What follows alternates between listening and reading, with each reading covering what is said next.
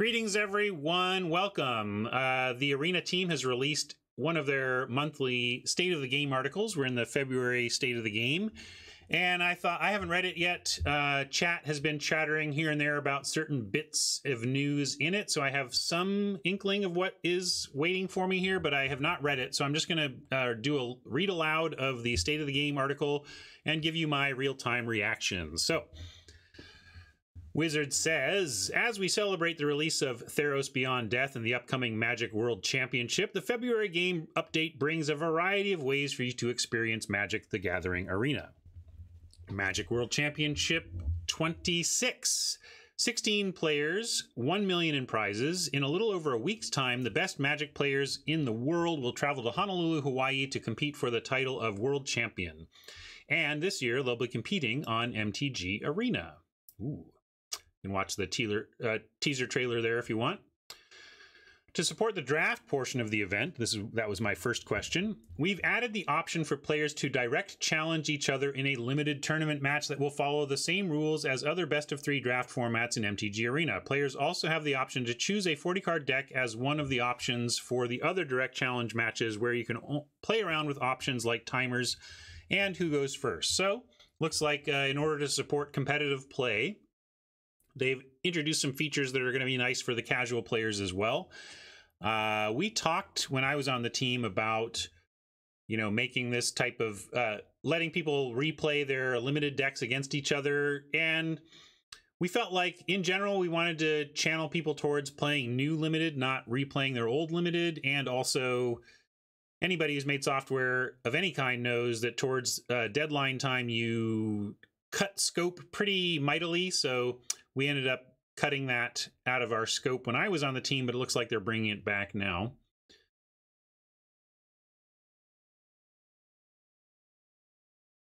And let's see.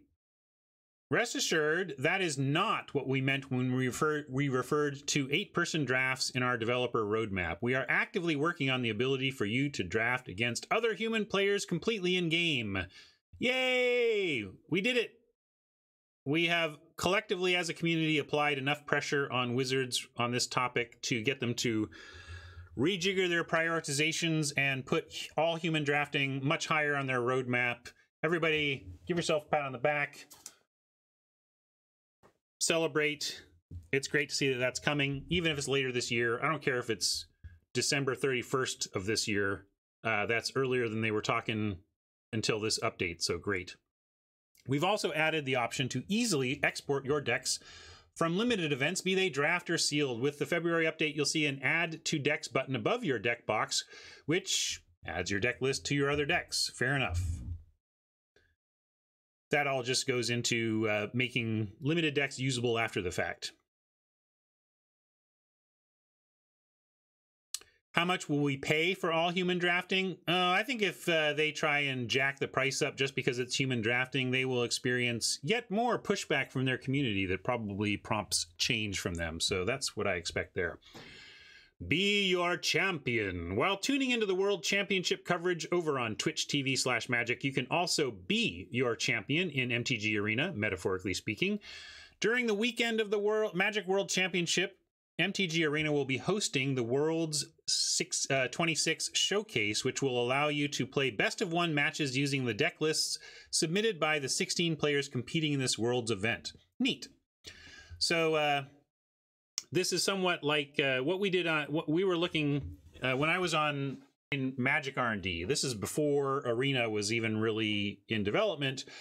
We were tasked with trying to figure out what kind of new experiences we could create for players on Magic Online without stretching the development budget, without really adding a lot of developers to the task. So how do you do that? Like, to affect change in software and to create play experiences in software without actually having an engineer to change the software much is a tall ask, but I was really happy with what we came up with. The standard gauntlet, the Pro Tour Gauntlet series on Magic Online is what we came up with as a way to, with a low dev effort, create a new play experience on Magic Online. So here's what we did. It's kind of, this is a little under the hood hack that we did to do this with no dev work. So what we had in existence was sealed deck functionality, right? So you open a bunch of packs and you create here's your main deck and your side, here's your sealed deck, right? So what we did is we defined new sealed decks as actually just being 60 card full constructed decks, or actually 75 card constructed decks. So effectively we said, this sealed deck is these 75 cards. So the only coding we had to do was to say, differentiate between the main deck 60 and the sideboard 15. And then with very, very low dev work, what we were able to do is after a Pro Tour event, get the top X decks from the Pro Tour, throw them quickly onto Magic Online as sealed decks, and then allow players to play in a constructed event using recent Pro Tour decks that they didn't even own the cards for, by making it a phantom sealed event and then you get one of the random decks. Anyway, a little aside there to say there's a little insight into how fiddly and weird we get when we're trying to use the resources we have in software development to bring things to the players when you don't have a lot of resources. So I think that the creation of that event, the Pro Tour Gauntlet series on Magic Online, is probably what led to this idea of allowing people to do the same thing, basically play the decks that the top players are using right now, right here. It's a great feature. It really ties people into what's going on. And of course, it sells cards, right? Because you see what the top players are doing, you get to try it out right in front of you, and then you're going to burn your wild cards on making that deck yourself, or you're going to go to cardkingdom.com via my affiliate link in the panels to buy those cards for paper so that you can do that event in paper. So it's all about, let's face it, the competitive play is a marketing arm of Wizards of the Coast. They are doing all of this stuff to encourage people to take interest in buying cardboard. And again, if you want to buy cardboard for yourself, please do so at cardkingdom.com via my affiliate link. They're awesome. You'll love them. Next, there will be no entry fee and you'll be able to inspect and change decks between matches. You'll also earn rewards for your first 3 wins, though you can keep playing until the event ends. So it's free. I like that stuff. That's great. Nice job, Wizards. A nice free event that lets people dabble in decks. It's kind of win-win. Effectively, this is your dealer giving you a little sample for free, right? They want you to fall in love with a deck and go buy it, basically. But I call, Wizards. I will take your challenge, and we'll have some fun with that, maybe on air. All right, let's move along. The stars align. This is where we talk about how you can add those beautiful Nyx basic lands as well as the other constellation-themed showcase card styles to your collection. Great. This is what we were talking about. I'm going to do this for our paid account, or our free-to-play account. We have enough resources on our free-to-play account, and these lands are cool enough that we're totally going to do this. So first, let's talk lands. With the February game update, players will be able to purchase each Nyx basic land and card style bundled together from the store for 3,000 gold each. You'll only have to purchase each land once, as once unlocked, you'll be able to add as many copies to any number of decks as you want, as we expect. Cosmetics.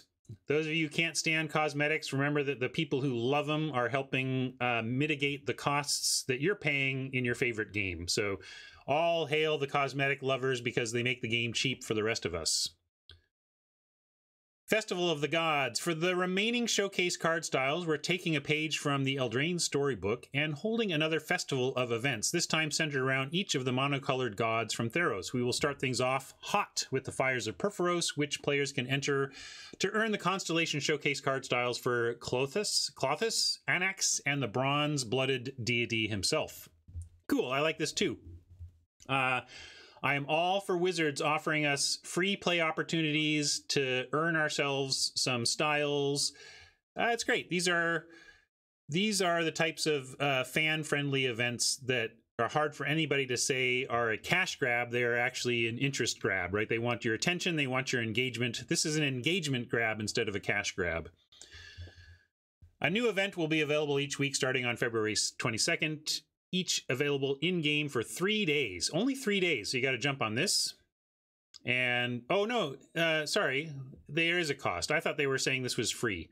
Well, then you have to decide. Then it's just whether or not the card styles are worth it for you. and that's going to be a personal choice. Probably won't do this then, but they have offered fairly regular free events, so I like it when Wizards does that. It gives us something fun to do for free, but it keeps us playing, you know, so that's the win-win there. But nope, costs money. You have to decide for yourselves whether the bling is worth it for you. Introducing Workshop Series. All right, tell me about it. We're also looking to expand the type of events we offer that don't require entry fees. Bonus points if we can find some fun specialty modes that don't require deck building either. Hence, workshops. These limited time events are intended to give players a small taste of a variety of formats, and the only thing you have to do is show up and play. Okay, well, this is hopefully no money then.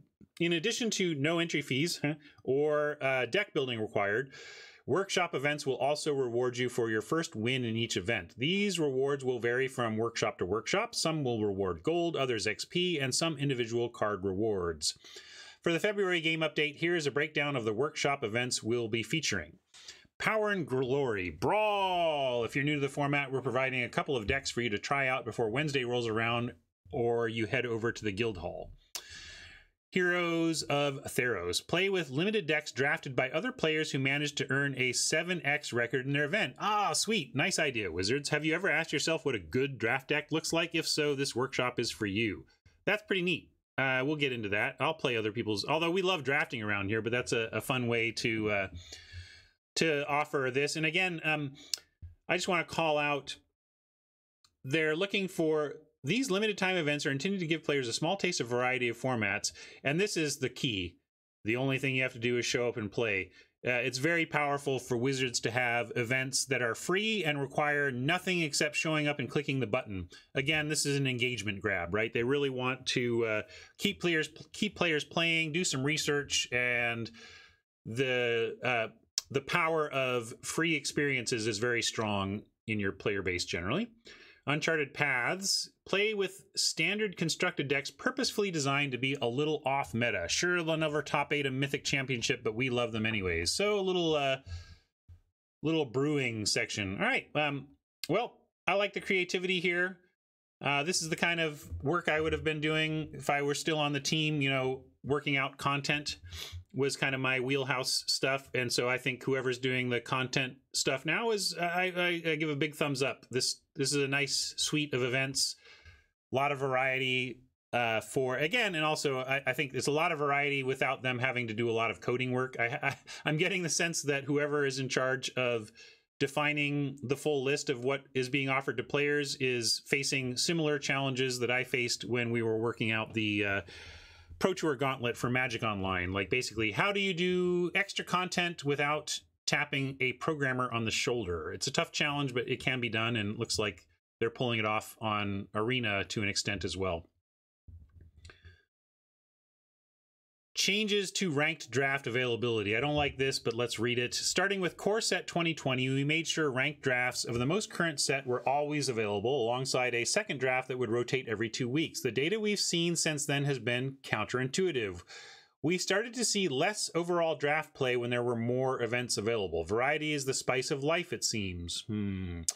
So from February 14th to 27th, Theros Beyond Death Ranked Draft will take a 2-week break before returning on February 28th. It'll be available for another 2 weeks and then rotate again. 2 weeks on, 2 weeks off.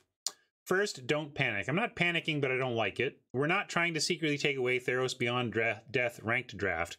We may, operative word, resist having multiple ranked drafts events available once 8-person draft is available. But for now, we're going to see how play looks with one ranked draft queue so we can compare notes from before.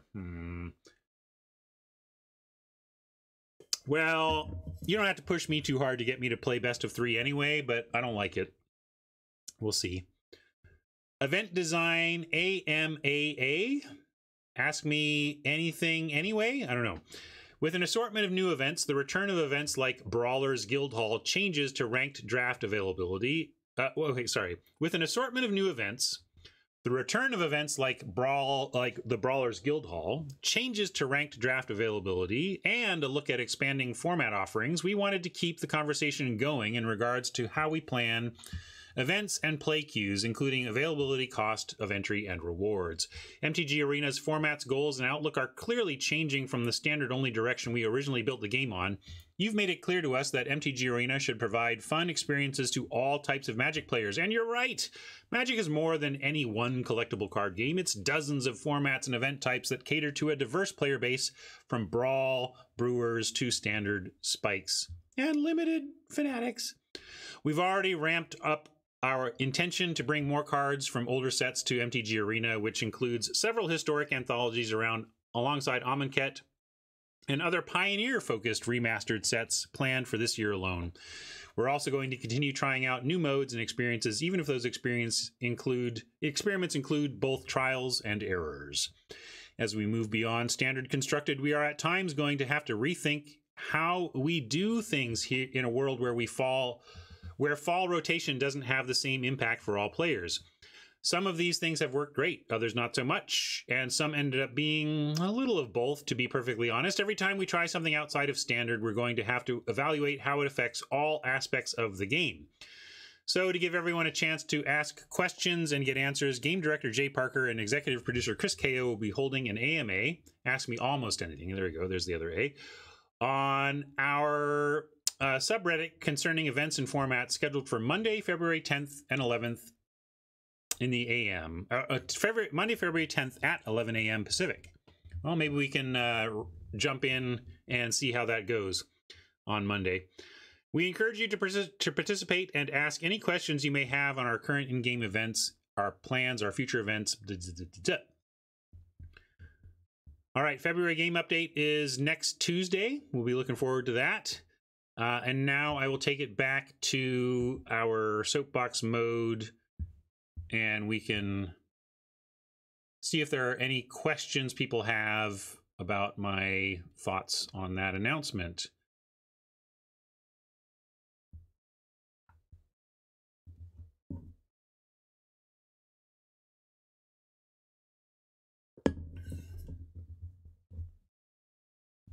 Sounds like 8-person draft is later this year. Depends on what you mean by imminent. I will be streaming during the AMA. If we want to go and check out the AMA, we'll do that. We'll decide that as a stream on Monday. We'll see what people want to do. You know me, I'm a man of the people. Give the people what they want, etc.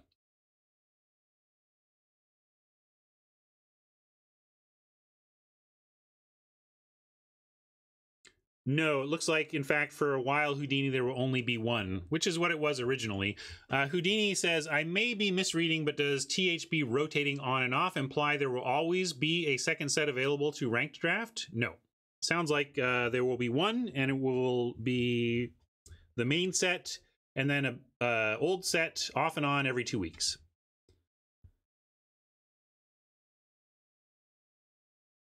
Yeah, it's a little Weasley swamp lore, but also the internet being what it is and people being who they are, I don't blame them for expressing that you can't really expect to get anything answered. Although it's a little overly cute because, I mean, you can ask me anything. I didn't say I would answer anything, right? They said later this year, D. We don't know exactly when, but my comment was later this year could mean December 31st, and I would still be happy because before this update, it wasn't even on the roadmap for this year. So let's be happy that it's on the plan for 2020.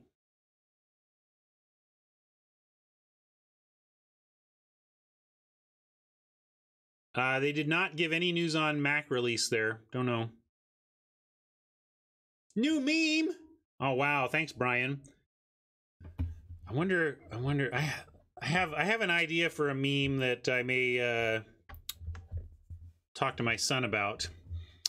I've been struggling. Like, here's how I normally make memes or give design direction on memes. Something hits me and I tell my son, but nothing is really hitting me hard in this set. Some things are hitting me softly. Anyway, let's finish up on this AMA on the state of the game. And David says, oh wait, no, yeah, I want to say, yeah, Combustinator says, is Q health even really a concern? Well, Q health is probably not a concern, but if they're literally seeing that they make less money when they have 2 Qs up, then that's a bottom line concern, not a Q health concern. So I'll take them at their word, but I really find it off-putting that Wizards is saying that we should care about our rank, but that we cannot compete for rank in the latest draft set at all times during the season. That still seems weird to me.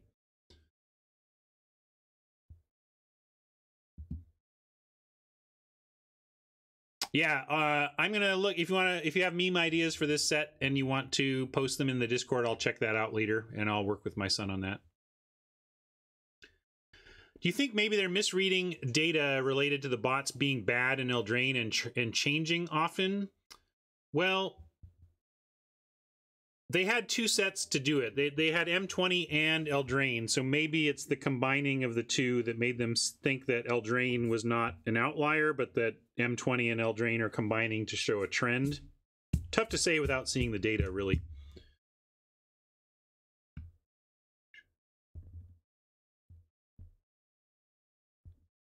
Oh, man. Nantugo asks a fairly long question, which is, real question, why is best of 3 not a ranked queue? Boy, oh boy. I answered that question in a video I can try and find, or you can go find it on my YouTube channel. But basically, there's a huge number of masters that the designer of the overall event economy is trying to serve. And there's a lot of weird pressures that when you lay them all on the table, you realize, oh, their hands are tied in many ways. If you say this must happen, and this must happen with your cues, suddenly the options you have get really weird and twisted. And I think that's what's happening with Wizards, that they've put so many conditions on economically what has to be available and not available, et cetera, that it just ends up creating some very weird design decisions. That's my TLDR without getting into the under the hood, but there is a more under the hood video that you can check out on my YouTube channel.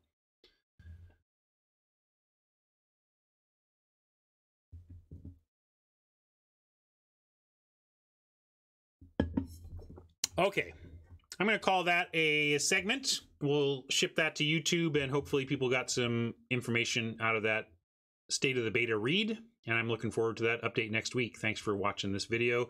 And remember to go to cardkingdom.com for all of your Magic physical needs, and to do so from my panel so that they know you got there from here. Thanks. See ya.